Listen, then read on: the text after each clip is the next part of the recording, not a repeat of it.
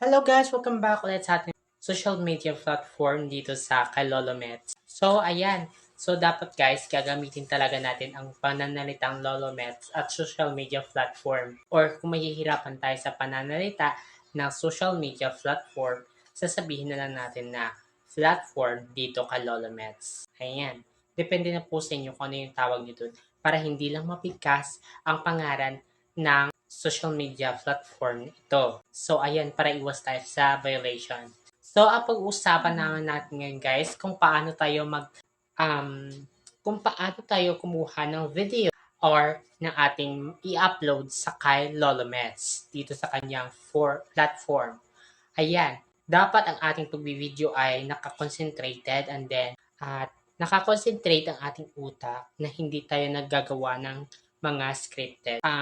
Disclaimer, ito po yung video na ito ay para lang po sa experience ko as a content creator, small content creator dito sa kay Lolo Mets. At dapat nating tandaan na huwag tayong mawalan ng ating ng confidentable sa harap ng cam. Kaya hindi po tayo mabablock sa ating mga isip kung ano po yung sinasalita natin. At pangalawa po, sa mga tips na ginagawa ko sa pagko-content ko, nag-iisip po muna ako kung ano po yung sasabihin ko sa harap ng camera, ng video, ng cam. Oo, kung ano man tawag nyo dyan sa ginagawa nyong camera or pag-vlog nyo. So, at pangatlong tips ko po guys, at ginagawa ko din po ito para po sa mga relieve stress at sa tulong na din po ng pag-vlog na ito, nalilimutan ko po yung mga problems ko but passed out. At ang pag-vlog din po guys, at mas maganda pa guys pag naggagala tayo kung saan tayo pumupunta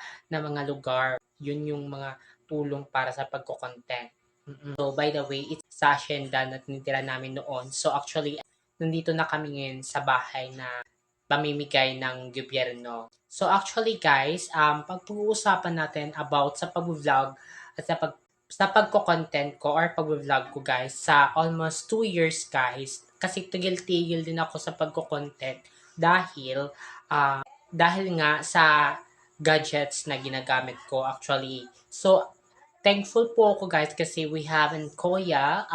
Sabi ko sa birthday ko, bigyan niya lang ako ng cellphone na gagamitin ko. Kasi balak ko talaga noon guys, pag may cellphone na ako, mas malaki yung storage at saka maganda yung quality ng cam. Gagamitin ko po ito sa pagko-content. So actually guys, pangarap ko talaga guys na kasi gusto ko po magka-earn para mabili ko din yung mga kailanganin namin dito sa bahay. Actually guys, ang tagal ko nang hintay, gusto ko makapagtayo ng sarili kong bahay guys. So, at saka mabili ko po yung mga kailanganin namin, hindi na po kami maghihingi pa ng ganon-ganon. Kasi parang ayoko ng ganon. Kaya ginagawa ko ang pagko-content na ito sa Reels at saka dito sa kay Lolo Mets para maging ang successful ang aking pag-vlog. Alam ko naman na hindi madali ang pagko-content or pag-vlog at hindi madali kumita ng pera ngayon kasi it's very very hard to earn money kasi mahirap ngayon ang panahon, mahirap ngayon kumita kasi nagbabudget yung tao for today's video. So, kaya sa kay Meta tayo, kay Lolo Mets tayo, nagbibigay ng pag-asa. Oo, si Lolo Mets ang nagbibigay pag-asa sa atin para maka-earn tayo ng pera. Pero hindi madali. 'Di ba? Hindi madali mag-earn ng money sa kay Lolo Mets. Muntika na naman ako. So actually guys, napanood ko po sa isang platform, isang social media influencer and celebrities dito sa platform na ito na si Kapuso mong Jessica Soho na na-interest na din siya sa pagko-content ay sa pag-discover ng reels. Kasi na-discover niya doon ang isang content creator na nag-viral or doon na-discuss ko na din ito. Kasi unang-unang gawa niya ng video kasi noon guys, na-monetize siya agad at saka nagka-ads on Reels. Kaya siya nakatanggap 27,000 sa kanyang first payout sa kay Lolo Mets.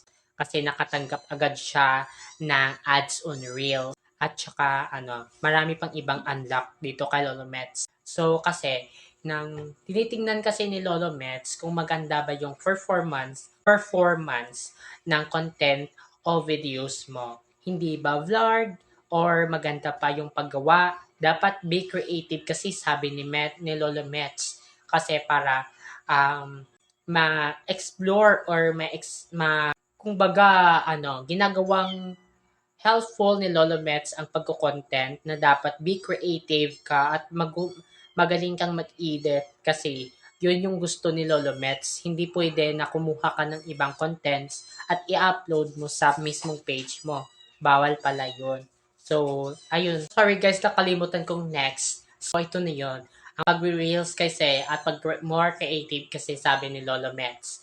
More creative, dun sila na-interest na mag-invite ng ads on Reels. Kaya ngayon, nakikita nyo guys, hindi na tayo gumagamit ng filter. Kasi nagagamit ako ng filter nung nagvi-video ako. Ayan.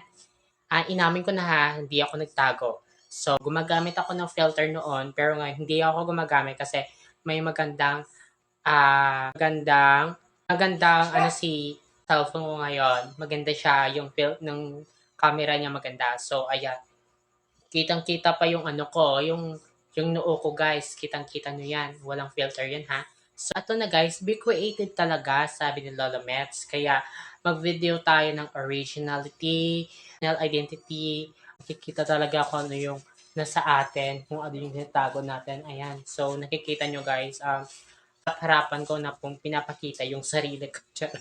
So, ayan, ginagawa ko na ngayon guys na nagbi-video na ako ng original. So, actually, dadalhin ko din kayo guys mga viewers ko, dadalhin ko din kayo at mga followers. Pupuntahan ko kung saan ako pumunta na makapag-upload ako ng videos. Kaya ito lang yung ginagawa ko sa buong buhay ko kasi hindi pa ako nag-aral.